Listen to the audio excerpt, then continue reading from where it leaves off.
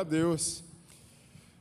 Tá aí, então, eu sei que tá todo mundo acompanhando a gente aí pela rede, então tá dado aí o recado para a igreja. Irmãos, hoje é uma noite especial porque nós temos aqui muita história reunida. E nós gostamos de história, sim ou não? Eu não posso contar todas essas histórias para você hoje. Infelizmente não dá tempo.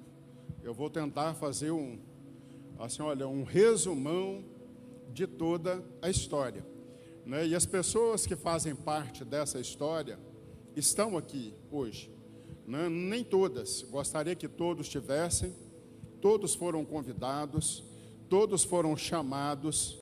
É como aquela parábola, né, do grande banquete, que o Senhor, Ele mandou convidar, então, as pessoas. Infelizmente, alguns não puderam estar, e como vocês viram, outros estão tão longe que só pode participar de uma maneira remota. Queridos, eu gosto sempre de falar da palavra, menos de mim, sempre mais de Jesus. Sou muito comedido naquilo que eu digo aqui, porque esse espaço do púlpito, ele é um espaço santo, dedicado realmente para falar de Jesus, para falar dele. E quando essa obra começou, é interessante, eu não tinha sequer pretensão de ser pastor. Eu nem pensava nisso. Nunca foi uma aspiração minha, nunca foi um desejo, nem meu, e no começo, muito menos da minha esposa. No começo dessa obra da igreja. Não foi. Eu simplesmente fui dizendo sim para o Senhor. Eu fui dizendo sim para Jesus.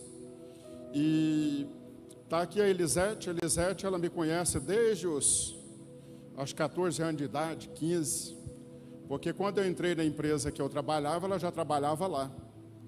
E ela me falava muito da palavra de Deus. Ela, a Janete era a mais brava que tinha, né? Meu Deus, é uma pena ela não estar aqui. Depois tive a oportunidade de trabalhar com a Cristiane. Cristiane, nós trabalhamos juntos ali durante um bom período. Depois ela foi para a América, a gente se conectou um pouco. Depois ela voltou e eu tive a honra também de fazer o casamento dela para a glória de Jesus. E está bem casada hoje, glória a Deus. Amém? Então veja, eu posso ir falando aqui um pouquinho de muitas histórias que nós temos. E a palavra que eu quero trazer hoje para o seu coração, uma palavra de ânimo, de motivação. E depois eu vou também mostrando para você o valor, querido, de honrar. Romanos capítulo 13, verso 7 e verso 8, o apóstolo Paulo, ele nos ensina algo tremendo. Ele diz para nós darmos a cada um o que é devido. Se a pessoa merece honra, honra. Se ela merece, querido, crédito, enfim, dê a cada um o que lhe é devido. E eu tenho buscado praticar isso, honrar aquelas pessoas que têm me abençoado. Irmãos, numa história, a gente honra o passado para poder celebrar o presente e garantir também o futuro, amém? Quem desonra o passado, ele aniquila o presente e extermina completamente o seu futuro. Nós precisamos aprender a honrar. Então é com muita humildade, irmãos, que eu estou à frente da igreja por esse período. Não é por mérito, não é pelas minhas qualificações, é por muita bondade de Deus. Sabe, porque quando eu comecei eu tinha muito poucas qualificações, poucas mesmo, pouquíssimas. Aliás, para quem é mais antigo na igreja, aqui, nem benquista eu era. Antes de eu me tornar pastor, eu tinha dificuldade até de orar pelos irmãos do culto, porque os irmãos não queriam receber a minha oração. Ora porque a minha mão estava muito cheia de óleo, ora porque ela era muito pesada, enfim, sempre tinha algum motivo. Mas o Senhor foi dando graça, o Senhor foi achando em mim espaço para ele trabalhar. E eu fui dando também esse lugar para Deus. E nós chegarmos até aqui, querido, é uma marca, né? E eu olho hoje, 25 anos, eu falo, meu Deus, como que eu percorri toda essa estrada e toda essa jornada. Muito obrigado, irmã, é de Deus. Bom, eu quero falar com você sobre obediência, sobre vencer. Irmãos, muitas vezes o elemento essencial para a vitória não é o quanto você sabe, não é o quanto você tem habilidade, não é o quanto você é capaz, sabe, não é o tanto que você tem influência para você vencer e para você chegar muitas vezes no lugar que você tem sonhado. Precisa da mão de Deus, precisa do poder de Deus, do favor de Deus.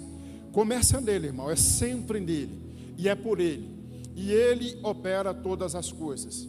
E cada dia mais eu estou mais convicto disso. Cada dia mais eu fico mais convicto de que quando Deus põe a mão, Ele não está tão interessado no quanto eu sei, mas no quanto eu estou disposto a ouvi-lo e atender à voz de Deus. Hoje eu estou numa função como presidente de uma associação com mais de 160 igrejas. E se você me perguntar, você desejou isso? Nunca. Mas, de novo, quando Deus ele vai falando, eu vou dizendo sim. A única vez que eu disse não foi o dia que o pastor Vitor Hugo, presidente do concílio, num almoço, ele disse para mim assim: Edmar, eu tenho muita vontade que você ocupe o meu lugar. Eu falei, pastor, que isso demore. Então, nós jantamos, eu acho que num período.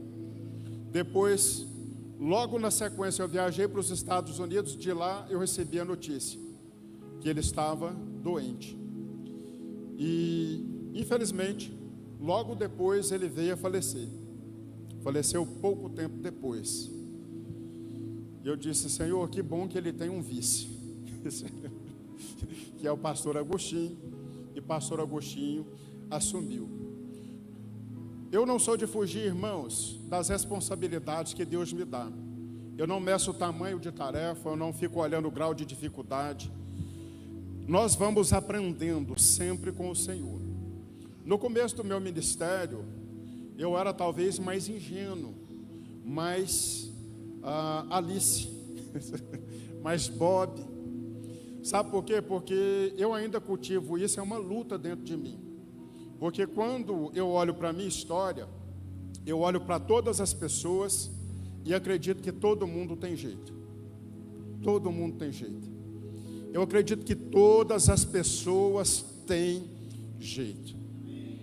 Apesar, irmãos, de muitas provar para mim o contrário, ele vai provando e dizendo assim, tá vendo? Não tem. Mas aqui no fundo eu ainda fico com aquela sensação de dizer, tem jeito sim, tem como sim. Tem como Deus fazer algo, sabe? Então eu cultivo isso muito forte no meu coração. E fico muito triste quando as pessoas não permitem o Espírito Santo, o Senhor, trabalhar nos seus corações. Porque, irmão, eu fui transformado demais, sabe? Estar onde eu estou, ter o que eu tenho, a família que eu tenho, irmãos, tudo o que o Senhor tem me acrescentado, eu só posso dizer que é por Ele, é glória dEle, porque não é por mim. Eu tenho certeza que não é por mim. Sabe por quê, irmãos? Eu tenho a cara fechada, eu não sei nem. Sabe, os políticos, eles não gostam nem muitas vezes de reunir comigo. Eles falam assim, o pastor, ele tem uma cara séria. Irmão, é sério, mas o meu coração, ele é muito quebrantado para Jesus e também para as pessoas. Eliseu, ele também foi levantado no contexto talvez parecido com o meu. Então, Eliseu era um homem do campo que tinha ali as suas carroças, tinha o seu gado, ele tinha os seus afazeres. E Deus foi começando a trabalhar em Eliseu, ao mesmo tempo que Deus já estava trabalhando na vida de Elias. E a certa altura da vida de Eliseu, ele começa a caminhar com Elias, e Elias se torna alguém muito importante na vida de Eliseu, muito importante. E de tanta importância que ele tem, Eliseu atribui a palavra pai a Elias, porque na sua despedida ele diz: meu pai, meu pai. Ô irmão, quando alguém assume esse posto, essa posição na vida de alguém, é sinal de que esse alguém tem muita influência na vida dessa pessoa. E Eliseu, ele se torna também um profeta maior, um profeta grande, de renome. Mas, olha que interessante, esse mesmo profeta, ele é acometido por uma doença, e essa doença vai matar Eliseu. Mas é engraçado que Eliseu, de tanta comunhão com Deus, ele não escapa da doença, mas depois da sua morte, um cadáver é jogado sobre ele e ressuscita, e volta à vida. Mas talvez você se pergunta: bom, mas um homem tão usado por Deus, como que uma doença pode levá-lo? Por que será que ele não foi tomado como Elias, também no meio de um redemoinho? Por que será que ele não teve também a mesma história? Irmãos, é porque para cada um de nós, Deus tem uma história, amém? Cada um de nós, Deus tem uma história. E em 2 Reis, capítulo 13, vai narrar então a história também de Eliseu se desligando da vida de um rei. E esse rei tem Eliseu também como pai, assim como ele tinha Elias. E esse rei, ele tinha uma admiração tão grande por Eliseu, e quando ele estava para morrer, o rei decide visitá-lo. Isso está a partir do verso 14. Quando ele estava para morrer, Joás, ele visita então Eliseu, e abraça Eliseu, e ele chora. E olha o que ele diz, a mesma coisa que Eliseu diz a Elias: meu pai, o Senhor foi como um exército para defender Israel. Veja as palavras desse homem, a nobreza dele, o poder que ele tem. Então Eliseu disse: agora ele vai a um profeta. Quantos aqui receberam uma palavra profética nessa manhã? Quantos acreditam em palavra profética? Ô irmão, dê valor em palavra profética. Dê valor em palavra profética na sua vida. Esse ministério é fruto de palavra profética. De qual palavra profética? Um dia num ônibus, uma senhora me vê e me diz: olha, eu estou te vendo num púlpito pregando. Isso eu era um rapaz, eu não sabia o que era púlpito. Eu estava começando meu namoro com a Genesi e contei para ela. Eu falei: olha, a mulher disse isso, eu não sei nem o que é púlpito. Ela disse: é onde o pastor prega. Eu disse: poxa, que bom, hein? Que bom que alguém está me vendo nesse lugar. E querido, cá estou eu, amém? Dê valor em palavra profética. Se elas existem na sua vida, as ative. E o rei então, ele está atrás de uma profecia, porque ele está com um problema muito sério. Qual é o problema dele?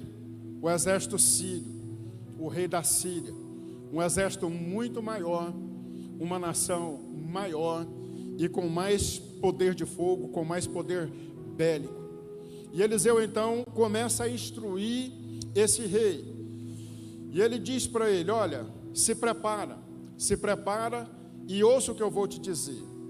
E Eliseu manda ele pegar o arco com algumas flechas, e ele então obedece. E Eliseu diz para que ele se prepara também, se prepara para atirar, e diz para ele: abre a janela e atira a flecha. Assim que o rei atirou, Eliseu disse: o Senhor, ó Senhor, é a flecha do Senhor Deus, e por meio do Senhor, os sírios em Afeca serão vencidos. Depois Eliseu disse a Joás que pegasse as outras flechas e batesse no chão com elas. E o rei bateu por 3 vezes no chão e parou. Eliseu ficou zangado com o que ele disse, e disse: o Senhor devia ter batido 5 ou 6 vezes, e assim venceria completamente os sírios, mas agora vai vencê-los só 3 vezes. Fala comigo, vitória incompleta.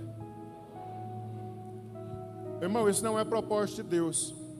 Sabe, o profeta dá uma palavra a Eliseu, aliás, ao rei Joás, e ele cumpre parcialmente. E eu quero falar com você de 4 pontos aqui, muito importante, só para que você alinhe comigo esse tempo.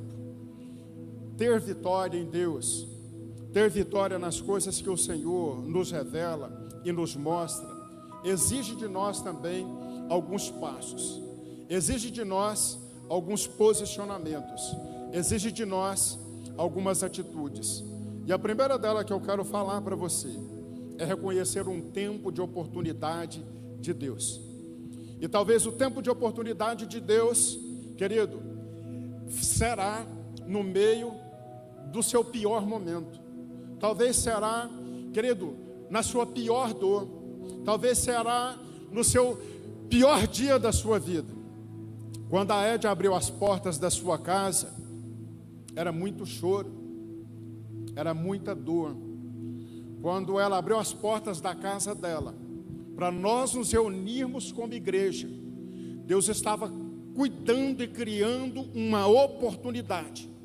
E eu tenho certeza que naquele momento tinha palavra profética na minha vida, na vida dos irmãos que ali estavam, mas sobretudo tinha uma palavra profética sobre a vida da Édia, ali naquele dia. Irmãos, e nós não temos noção, muitas vezes, de como é o tempo de Deus, mas ao abrir as portas e reconhecer a oportunidade do tempo de Deus na vida dela, ela startou, ela ligou, ela autorizou nos céus. Agora, querido, que Deus fizesse uma obra, e que obra linda que Deus fez, e que obra tremenda que Deus fez. Irmãos, reconhecer a oportunidade de Deus é o primeiro passo que talvez eu e você precisa compreender e se dispor.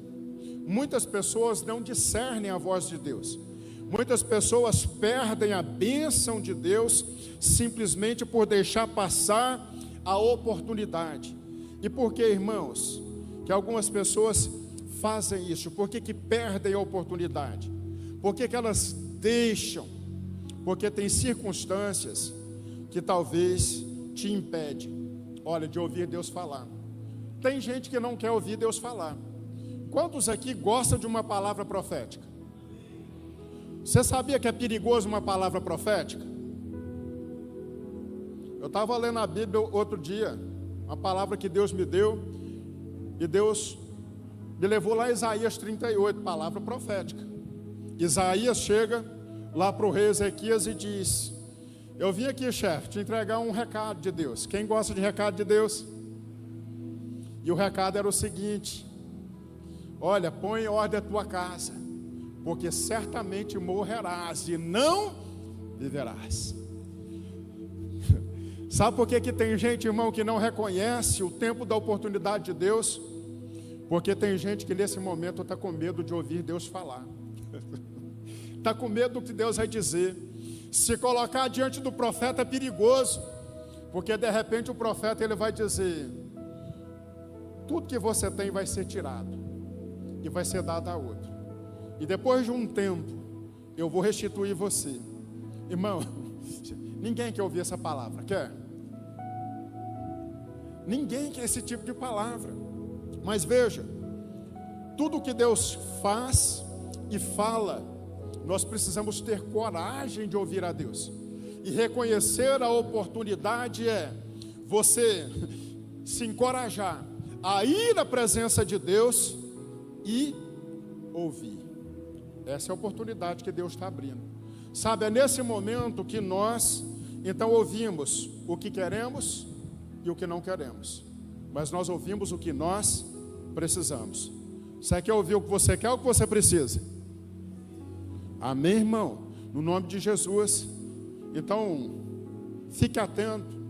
Não estou falando isso aqui para pesar você, A intenção de Deus sempre é maravilhosa, sempre é boa. A intenção de Deus, querido, os planos dele sempre são bons. Mas o processo nem sempre é fácil. Quantos anos demorou seu processo, Édia? Quase 20. Quase ficou de maioridade o processo.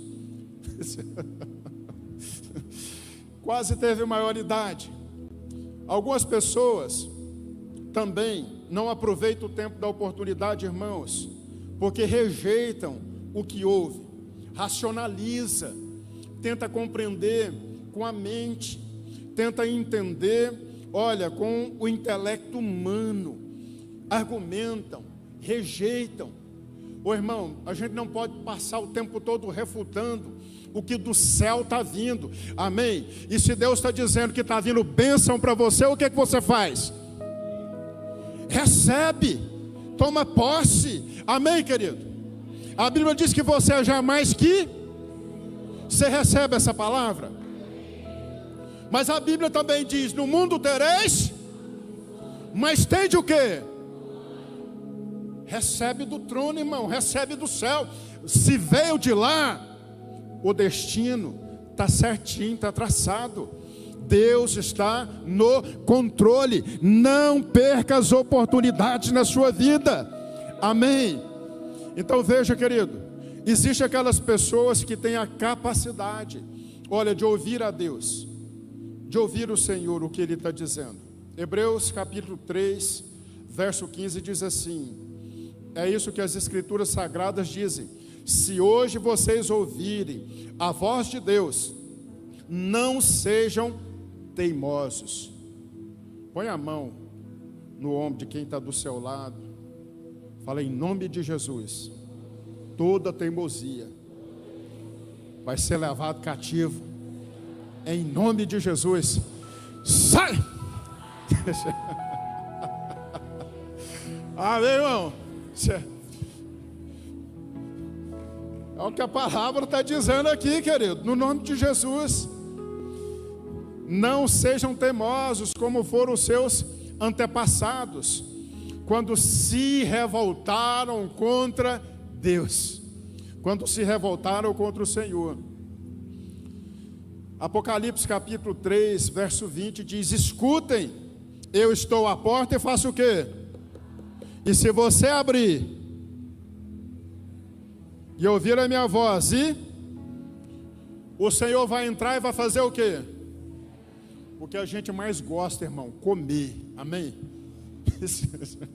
A gente gosta de comer, é maravilhoso.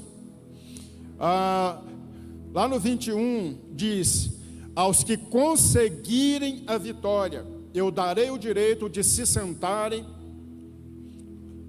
do meu lado, no meu trono, assim como eu consegui a vitória, e agora estou sentado ao lado do trono do Pai. Irmão, discerna que hoje, tenha discernimento que hoje é um tempo de oportunidade de Deus na sua vida. Permita Deus entrar. Você está ouvindo palavra que tem 2 dias, sabe? Permita que Deus te faça uma flecha de vitória nessa nação, nesse mundo, na sua família e na sua casa, amém, querido? Se você recebe, diz glória a Deus. A conversa do rei com Eliseu, ele está dizendo: olha, lança a flecha, e flecha tem destino, tem direção. A segunda coisa que eu quero ministrar a você, e se você quer viver vitória, se você quer ter vitória, permita que as mãos do Senhor estejam sobre as suas. Isso fala de paternidade. Quantos aqui reconhecem Deus como Pai? A Bíblia diz que Ele é o nosso Abba, Pai. Então permitir que a mão do Senhor esteja sobre nós, sobre as nossas, é ter o discernimento de que Deus, Ele tem algumas coisas a fazer e que é muito importante. O verso 16 do texto que nós lemos, aí de Reis, diz assim: aí Eliseu pôs as mãos por cima das mãos do rei, E o verso 15 diz: então Eliseu disse: pegue um arco e algumas flechas. E Joás pegou o arco e as flechas. E Eliseu lhe disse que preparasse para atirar. O rei fez o que ele mandava. Aí Eliseu pôs as mãos por cima das mãos do rei e disse: abra a janela que dá para o lado da Síria. E o rei abriu, e Eliseu mandou: atire a flecha. E assim o rei o fez. Veja, irmãos, permitir que as mãos do Senhor estejam sobre as nossas mãos é nós concedermos a Deus, concedermos ao Senhor o lugar, olha, que lhe é devido. É permitir que Deus nos direcione em situações em que eu e você, olha, talvez até acredite que nós temos plena condição de fazer. Agora, olha que interessante. Todo rei, praticamente ia para a guerra. Aquele rei sabia usar arco e flecha, com certeza. Mas o fato de Eliseu colocar as mãos ali, e a Bíblia diz que Eliseu está com uma doença para morrer, irmãos. Ele está com uma doença para a morte.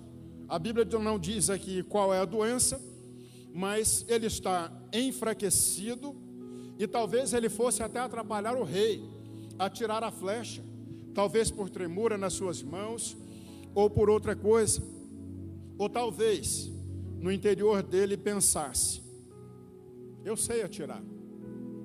Você já viu quando alguém, olha, que ou é mais velho, ou já está numa posição de autoridade maior que a sua, já tem mais vivência com Deus, está ministrando a você, e dentro de você existe um espírito dizendo assim: já sei tudo isso. Contando o caso para o vigário, ensinando missa para o padre, mostrando o sermão para o pastor. O irmão, quantas vezes o seu coração, às vezes, se fecha, olha, para receber direção, força e bênção. É 3 coisas que Eliseu está fazendo aqui com o rei, ajudando na direção, dizendo: aponta para cá, fortalecendo as suas mãos. Ou seja, porque quando você está fraco, sabe do que você precisa? De uma mão forte. E talvez a mão forte é a mão que você recusa. Sabe por quê? Porque na sua ótica, talvez humana, na sua ótica de sentimento, na sua barreira aqui interna, você está rejeitando aquilo que Deus está promovendo e fazendo. Quantas vezes, irmãos, talvez você já teve a oportunidade de Deus, olha, direcionar você para um caminho e de repente você refuta. Vença essas barreiras. Quais são as barreiras? Aqui: autossuficiência. Eu sei o que faço, eu sei o que eu estou fazendo. Ou da influência. É interessante que às vezes nós depositamos a confiança muito mais nos conceitos falhos humanos do que no de Deus. E do espírito que nós já expulsamos, que é o da teimosia. Esse tem que ir embora. Ou também por culpa, porque às vezes queremos fugir de Deus, fugir das pessoas e fugir também dos lugares. A mão de Deus, quando vem sobre a sua, vem para te dar direção, vem para te fortalecer e vem também para te abençoar. Ô irmão, se você não dá valor em bênção, a partir de hoje você vai dar, amém? Às vezes tem gente que chega e esquece e pede bênção para o pastor, bênção. E eu digo, irmão, Deus te abençoe. Sabe o que Eliseu estava fazendo? Impor as mãos ali sobre aquele homem, o abençoando. Sabe o que aquele homem foi fazer lá? Ele não foi buscar só uma vitória, ele foi buscar uma bênção. E ele foi abençoado. O irmão, dê valor em bênção. Pede bênção para o seu pai, para a sua mãe. Amém? Amém? Ô querido, peça oração para o seu pastor. quando você for viajar, quando você for fazer um negócio, quando você estiver numa situação muito difícil, porque a palavra diz que a bênção de Deus enriquece e não traz dores. Amém? A terceira coisa que eu quero compartilhar com você: aprender que a obediência, ela não pode ser pela metade. O caminho da obediência, ele é passo a passo. Não adianta obedecer até quase perto do final. Ô irmão, é tão frustrante, né? Quando você se prepara para algo e quando está chegando na linha de chegada, aí você morre como o cavalo paraguaio. É difícil.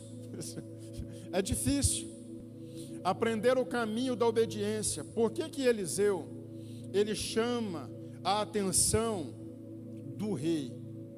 Porque ele pega o arco, ele atende, ele prepara, ele direciona, mas uma coisa ele deixa de fazer: ele não atira todas as flechas, e ele também, irmãos, olha, não atende na integralidade, sabe, todas as ordens do profeta. Então, amado, obedecer a Deus é passo a passo, e tem situações que você precisa ser metódico, tem situações que você precisa, olha, ser tão metódico, levar tão a sério, porque tem coisas que Deus vai fazer que você sequer vai entender.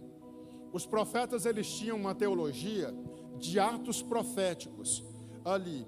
Eles ensinavam através de atos proféticos para as pessoas. Então, esses atos proféticos eram uma maneira de Deus alinhar as pessoas com Ele. Ou seja, fazer a coisa no momento certo, no tempo certo, no lugar certo e do jeito muito certo. Amém, queridos? Sabe o que que isso diz para nós? De uma obediência total e irrestrita, e de uma dependência total. Pastor, como que o senhor conseguiu ser pastor, 25 anos da mesma igreja e andar com o mesmo povo? Obedecendo, irmão. Amém? Eu vou dizer para você, muitas vezes eu quis me rebelar, porque às vezes Deus dizia assim: lava o pé desse, e eu pensava comigo, ele tinha que me dar banho. Um banho de ponta a cabeça, e eu ainda tenho que lavar o pé. Misericórdia, Senhor. Mas, irmãos, tem que obedecer. Às vezes perdoando quem você está com vontade de crucificar. Às vezes acolhendo, olha, quem, até as pessoas que estão em volta dizendo: olha, manda embora, pastor, isso é laço. Isso é laço de morte. Dependência total, irmãos. Isso não é fácil. Agora, se você aprende a obedecer, você não vai ter um Deus que te leva a realizar coisas. Você vai ter um Deus que anda com você, amém? Colocar as mãos sobre as mãos do rei está dizendo assim: filho, você nunca vai precisar fazer sozinho. Você quer a companhia de Deus? Irmão, esse é o maior caminho para a vitória. Eu não conheço outro. Sabe, não é só realizar coisas. Ele é o nosso companheiro de jornada, de caminhada. O último requisito é você entender que a vitória sempre virá de um lugar. Sabe de onde? Pode passar, irmão. Já estou lá na frente. Passe.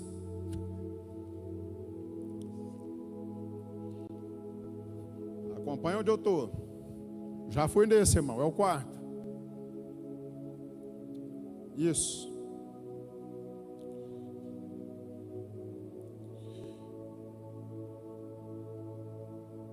A palavra que Eliseu dá ao rei é: você vai conseguir vitória sobre o rei da Síria. Fica tranquilo. Mas você não vai vencer totalmente, porque você não obedeceu completamente. Mas a vitória, ela sempre vem de Deus. Esse é talvez o quarto e o último requisito que eu quero falar com você aqui hoje. A vitória é uma batalha que nós enfrentamos na terra, mas, irmãos, o resultado foi definido lá no céu.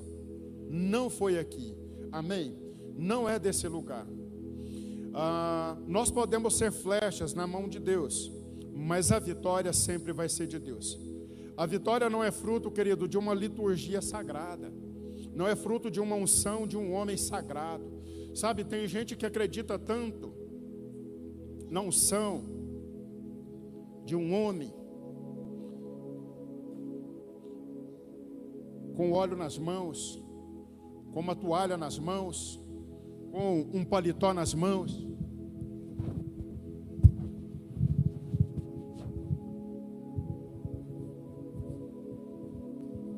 Irmãos, tem gente que acredita mais na unção do paletó do que numa direção de Deus.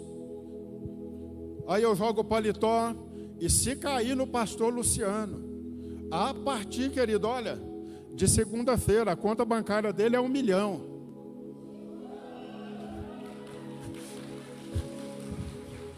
Ô irmão, você roubou a bênção da irmã. Querido, ainda que isso tenha o seu valor, olha aqui para mim. Deixa eu falar algo muito sério para você. Não é o homem ungido que dá a vitória, não é a liturgia ungida que traz a vitória, não é a estratégia brilhante que o homem tem, sabe, não é o plano melhor. A vitória sempre vem de um lugar, ela vem de Deus. É quando nós olhamos para a vitória e a gente vê que Deus, Ele ridiculariza muitas coisas para mostrar que a vitória é dele. Muitas coisas. Sabe por que o Senhor faz isso? Para que fique claro e entendido que a vitória é dele. Por que o exército de Israel não venceu os filisteus e não venceu Golias? O exército. Eles foram vencidos com o que, irmãos? 5 pedrinhas, um pedaço de pau. Olha que vergonha numa guerra. Eu, certa feita, isso tem muitos anos, irmão, eu nunca fui de brigar, eu não sou brigão. E eu lembro direitinho que tinha um rapaz querendo brigar comigo.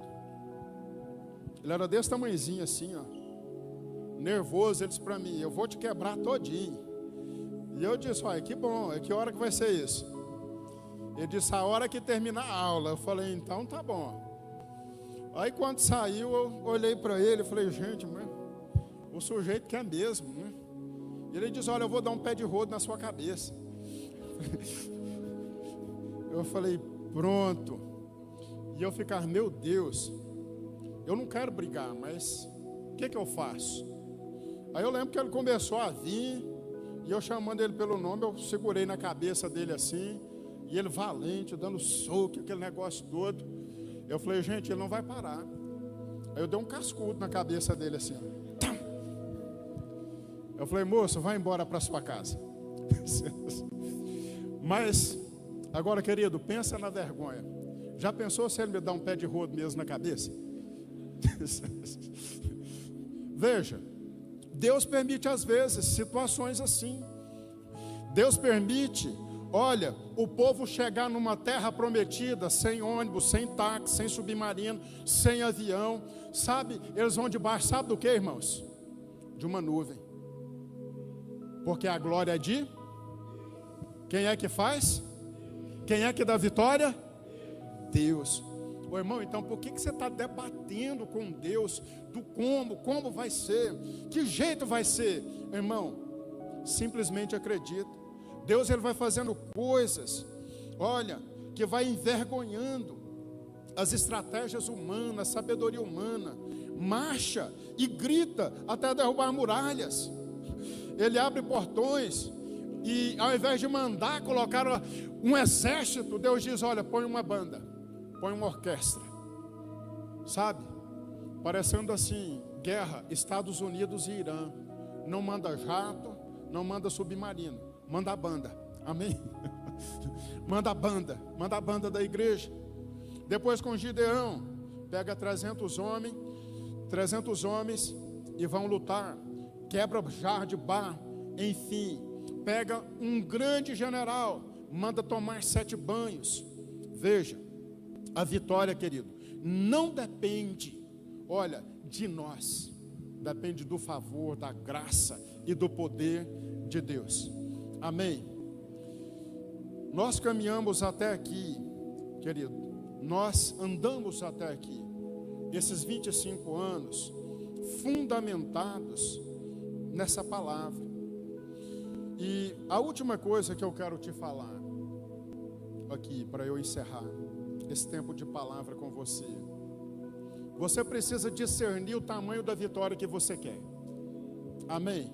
Deus já te deu, mas você é que determina que tamanho vai ser. Ah, pastor, mas como pode isso? Está claro aqui no texto.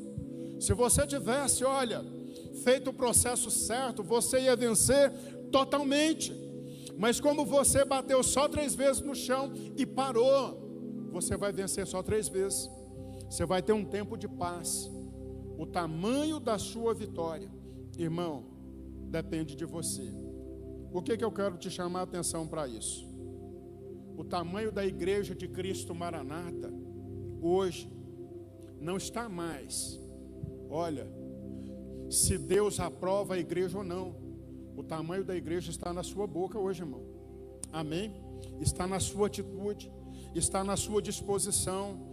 Sabe, os anos da igreja daqui para frente não estão mais limitados ao que Deus quer fazer, porque Ele já disse o que quer, Ele já aprovou. Mas olha, depende hoje de nós, depende desse povo, depende daqueles que estão caminhando aqui. O tamanho da nossa vitória vai ser do tamanho da nossa ousadia, do tamanho da nossa fé. Amém, queridos? E até aqui nós caminhamos por fé. Até aqui, irmãos, foi de fé em fé. Teve luta, teve, mas foi de fé em fé. De fé em fé. Sabe o que mais é definir o tamanho da sua vitória? O tamanho da sua fome espiritual. Se você se satisfaz com pouco, é pouco, irmão. É pouco que você vai ter. Quem quer mais unção? Quem quer mais presença de Deus? Irmãos, quem quer mais almas para Jesus? Quem quer alcançar as nações? Irmão, isso tem que ser o tamanho da nossa fome. Isso tem que ser o tamanho da nossa visão. Isso tem que ser o tamanho da nossa vitória. E Deus está esperando que nós façamos passo a passo. Passo a passo, passo a passo. Deus tem mais, querido, para dar a mim e a você. Mas se você se conforma somente com uma pequena medida, é essa medida que você vai ter. Você não pode se contentar com uma medida menor, quando a Bíblia diz, olha, que o Senhor tem para nós, e que Ele derramou sobre nós, o Espírito foi sem limite. Amém? Sem limite. Deus tem muito para fazer através da minha vida e também através da sua. Não se conforme. Então eu quero concluir com você, falando e repetindo para você aqui, esses requisitos que eu trouxe para você. Primeiro, qual atitude você tem que ter saindo daqui nessa noite? Reconheça uma oportunidade de Deus. Amém? Reconheça o tempo da oportunidade. Reconheça o tempo de ficar rico, irmão. Reconheça o tempo de ficar bonito. Por que as mulheres hoje todas estão ficando bonitas? É o tempo da oportunidade, querido. Deus abençoou a estética. Amém? Abençoou. Por que os homens não estão ficando mais careca? É o tempo da oportunidade. Deus, olha, está abençoando a medicina. E Deus tem muitas outras bênçãos para nós, amém? Reconheça tempo de oportunidade. Esse é o ano de você abrir o seu negócio, amém? Esse é o ano, querido, da sua empresa se multiplicar. Esse é o ano do seu ministério florescer. Esse é o ano, querido, olha, no nome de Jesus, de você ser levantado. É tempo de oportunidade. Se você crê, reage, irmão, pelo amor de Deus. Reconhece. Aleluia.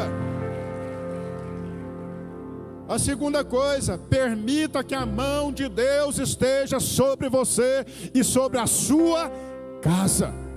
Amém. Permita. Dê permissão. Fala comigo, permissão. Não é ter vontade, é ter atitude. Amém. É você orar e dizer: Senhor, põe a tua mão sobre as minhas. Amém. Terceiro, aprenda a obedecer passo a. Entenda que a vitória sempre vem de quem? Quem é que está manifestando na sua vida? Deus. E o último, a sua vitória, o tamanho dela depende de quem, irmão? O tamanho da vitória depende de você. A vitória depende de Deus, mas o tamanho dela depende de quem? Depende da sua fé. Depende agora, querido, olha, da sua fome, da sua sede, em nome de Jesus. Querido, você pode ficar de pé para nós fazermos uma oração.